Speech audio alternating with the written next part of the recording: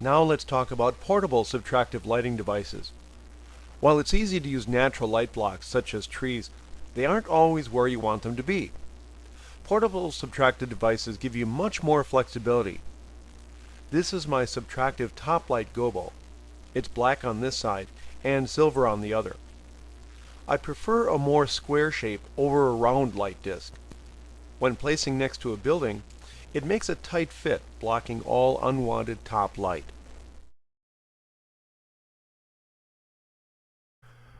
There's hardly a piece of equipment that we photographers don't want to improve. The Westcott reflector arm holder is good, but it's better if it's counterbalanced. Improving it requires a bit of machining ability. Another improvement involves solidifying flex-type reflectors with an ugly but effective modification. This prevents it from twisting in the wind.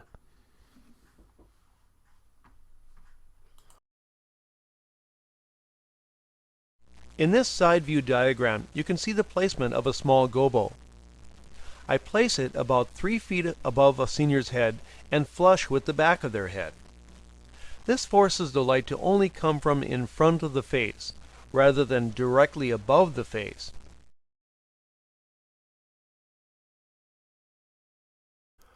I shared this image earlier when I talked about having her turn her head away from the bad light.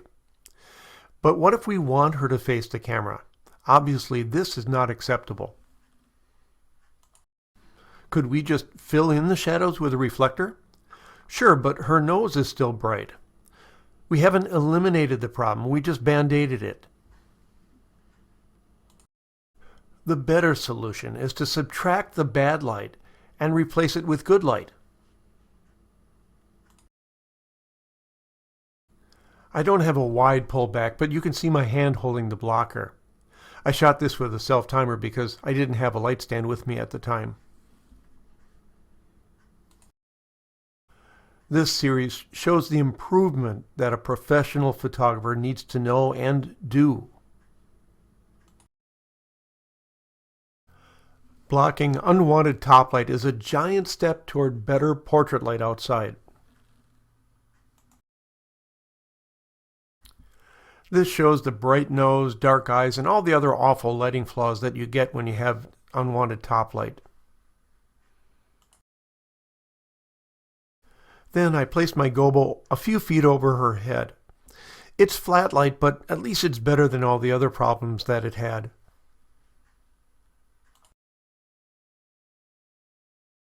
I'll show the results using an overhead light blocker at various heights. This is the problem of not using one.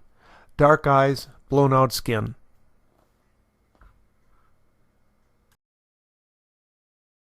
Then bringing it into place at a good height. This is what you get if you have it too close, mostly bottom light. So the gobo's job is to block top light and essentially flatten out the light. Later we'll discuss the next step of adding a directional main light.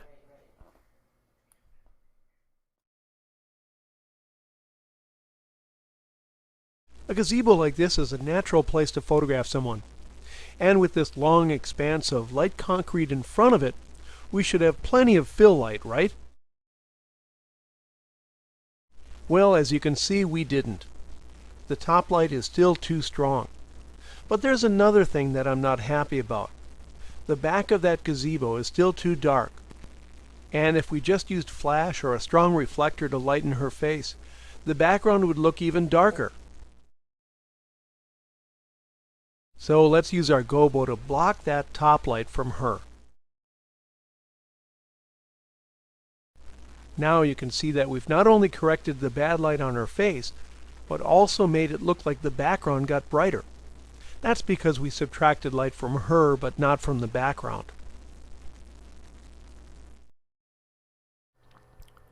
Sometimes the L gobo isn't long enough on top to cover what needs to be covered without getting in the camera's view.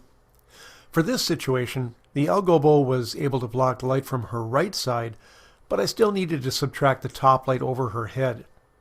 I used a Larson panel simply stuck in the ground to do that. Before I use those subtractive lighting devices, here's the uncontrolled photo with the characteristic dark eyes and bright nose. And here's the controlled light after photo.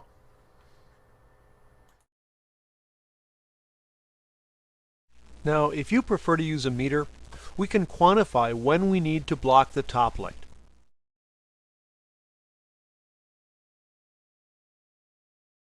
What we want is for the top light to be about one stop lower than the frontal light.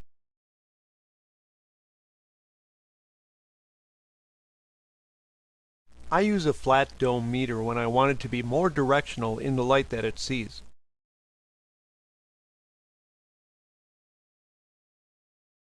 But if you use a domed meter, you can use your hand to block the top light.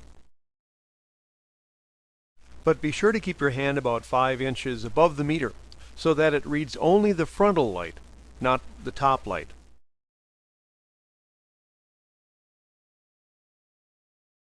Speaking of domes,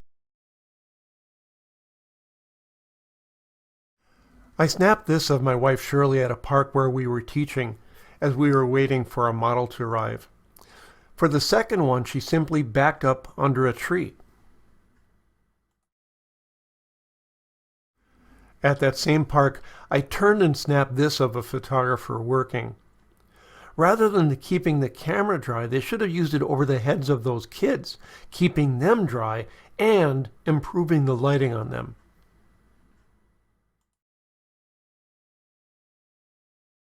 so blocking top light is important, but the next step is to also block light from the side. The following examples will show the benefit of subtracting side light. We like to see people's faces with highlight, midtone, and shadow. Unless we're going for a special effect, we need all three of these. The tree started the process by blocking top light. Then, placing a black gobo near the face can subtract excess side light and darken that side of the face to give him shadow or modeling. When the light comes at the subject equally from both sides, the face will look too broad and flat. With the black gobo in position, we get a nice shadow on the side of his face. Keep in mind, though, that if the light's coming from directly behind the camera, a black gobo to the side won't have any effect. The next 4 images that follow have titles, so I won't be adding a voiceover for each.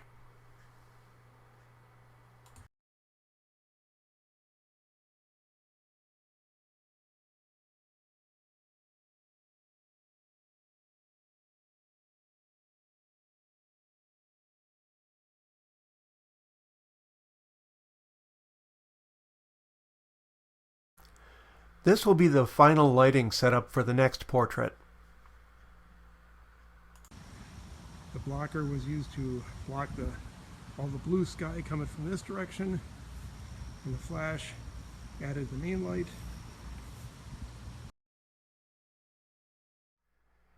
As you can see, we have a pretty severe side lighting problem.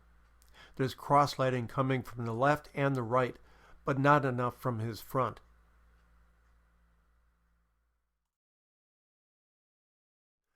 You could have the person turn to the side, but that's not really what I wanted. I wanted better light with him facing the camera. I chose to block the side light from our right, although I could have done either side. Then I added a softbox for more frontal light. I used Nick tonal contrast and desaturated the color on his shirt because it wasn't working.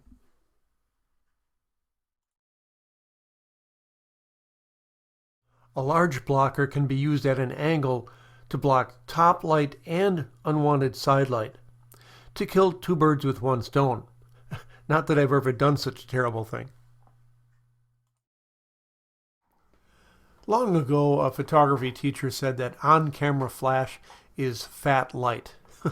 Well, that got my attention, and I never forgot that lesson. The same is true for uncontrolled top light. It widens the appearance of the face. Blocking that top and side light slims the face.